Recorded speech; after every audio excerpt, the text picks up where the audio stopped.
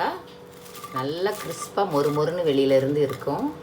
ஃபுல்லாக சாஃப்டாக இருக்கும். எல்லாருக்கும் வணக்கம். வெல்கம் டு என்னுடைய சமையல்.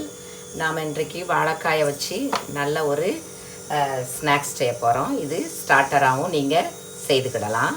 இந்த மாதிரி இது வந்து சாதத்தோடையும் நீங்கள் லஞ்சுக்கோ டின்னருக்கோ கூட யூஸ் பண்ணிக்கிடலாம். இதை நல்லா கழுவிருக்கிறேன்.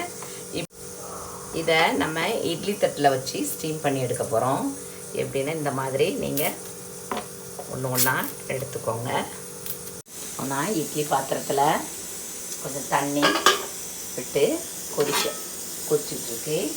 இந்த மாதிரி தட்டு வச்சு நம்ம எப்படி இட்லி அவிப்போம் அது மாதிரி ஒரு 10 to 15 நிமிஷத்தில் இது நல்லா வெந்துடும் நீராவியில். இப்போ ஒரு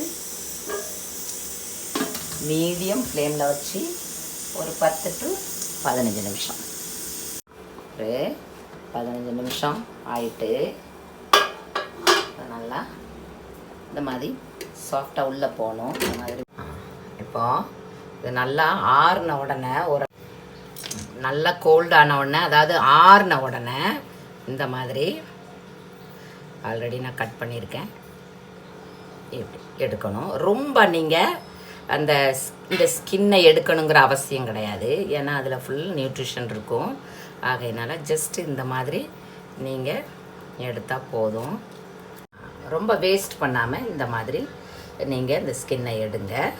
இப்போ உங்களுக்கு பிடிக்கலைன்னா ஃபுல்லாக எடுத்துருங்க. உங்களுக்கு இப்போ இந்த கிரேட்டரை வச்சு இப்போ இந்த வாழைக்காயை நல்லா இந்த மாதிரி செய்து எடுத்துக்கோங்க. நீங்கள் மேஷர்லேயும் நீங்கள் போட்டு நல்லா இந்த மாதிரி கைட்டு கூட நீங்கள் பண்ணிக்கிடலாம். கைட்டு கூட நம்ம நல்லா ப்ரெஸ் பண்ணி எடுக்கலாம். ஏன்னா இந்த ஸ்கின் எல்லாம் நல்லா இதாகிறதுக்கு நான் இதை எடுத்துருக்கிறேன். அப்படி இல்லைன்னா நீங்கள் கட் பண்ணி கூட நீங்கள் போட்டுக்கிடலாம். லைட்டாக சும்மா நைஃப்ட்டு சாப் பண்ணிக்கிடலாம். வாழைக்காயை இந்த மாதிரி துருவி வச்சுட்டு நம்ம கொஞ்சம் கருவேப்பிலை, வெங்காயம், கொத்தமல்லி தழை, க்ரீன் சில்லி, கொஞ்சம் மிளகு, க்ரஷ் பண்ணி வச்சுருக்கிற மிளகு, சோம்பு கொஞ்சம், இதை நீங்கள் க்ரஷ் பண்ணி கூட நீங்கள் போட்டுக்கிடலாம். அது பவுடர் கூட யூஸ் பண்ணலாம். இஞ்சி பூண்டு விழுது நச்சது, இஞ்சி பூண்டும் சேர்த்து நச்சு வச்சது, கொஞ்சமாக சாட் மசாலா கிடைச்சா யூஸ் பண்ணுங்கள். அப்படி இல்லைன்னா விட்டுருங்க, ஸ்கிப் பண்ணிடுங்க. கொஞ்சமாக கரம் மசாலா, பெருங்காயம், மஞ்சள் தூள், தேவைப்பட்ட சில்லி பவுடர் போடுங்க அல்லது ஸ்கிப் பண்ணிடுங்க. ஏன்னா சில்லி பவுடரும் போட்டிருக்கோம், கரம் மசாலா கொஞ்சம் நம்ம மிளகு போட்டிருக்கோம். 1 டீஸ்பூன் அளவு நான் கெச்சப் போடுறேன். ஒரு நல்ல ஒரு டேஸ்ட் கொடுக்கும். அரிசி மாவு நான் 1 டேபிள் ஸ்பூன், 1.5 டேபிள் ஸ்பூனுக்கு நான் போடுறேன். நீங்கள் என்ன பண்ணலாம், கடலை மாவு யூஸ் பண்ணலாம், பொரிகடலையை அரைச்சி போட்டுக்கிடலாம், ப்ரெட்டு ஸ்லைஸ் போடலாம், ஒரு 2 ப்ரெட் ஸ்லைஸு, கார்ன்ஃப்ளவரும் போட்டுக்கிடலாம். தேவையான அளவு உப்பு சேர்த்துக்கோங்க. இப்போ மாதிரி மிக்ஸ் பண்ணும்போது நீங்கள் டேஸ்ட் பார்த்துக்கிடலாம். ஏன்னா எதுவும் கம்மியாக இருந்தால் உங்களுக்கு கூட தேவைப்பட்டுச்சு அப்படின்னா நீங்கள் போட்டுக்கிடலாம். டேஸ்ட் பார்த்ததில் கொஞ்சம் கெச்சப் லைட்டாக கம்மியாக இருக்குது. நான் கெச்சப் ஆட் பண்ணியிருக்கேன் எக்ஸ்ட்ரா 1 டீஸ்பூன். மாதிரி மிக்ஸ் பண்ணி எடுத்துக்கோங்க. இப்போ கொஞ்சோண்டு நீங்கள் கையில் கூட எண்ணெயை கூட தடவிக்கிடலாம். எவ்வளோ பெரிய பால் வேணுமோ நீங்கள் அந்த மாதிரி நீங்கள் நல்லா இந்த மாதிரி என்ன ஷேப்னாலும் நீங்கள் செய்துக்கிடலாம். ஃப்ளாட்டாகவும் நீங்கள் வச்சுக்கிடலாம். இதை விடையும் உங்களுக்கு சின்னதாக வேணும்னா கூட போட்டுக்கிடலாம்.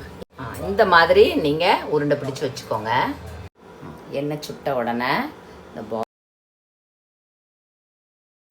ஒரு சைடு ஓரளவு வெந்தோடனே லைட்டாக பிரட்டி போடலாம். இந்த மாதிரி நல்லா நல்லா ப்ரௌன் ஆகணும். ரொம்ப கருக விட்டுறக்கூடாது. நல்லா டேஸ்ட்டாக இருக்கும். இப்போ நம்ம இதை எடுத்துருவோம்.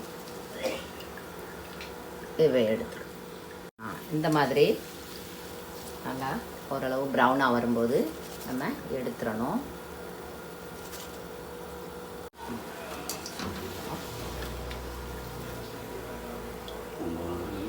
இப்போ ரெடி ஆகிட்டு இது நல்லா கிறிஸ்பாக இருக்கும், ரொம்ப டேஸ்டியாக இருக்கும்.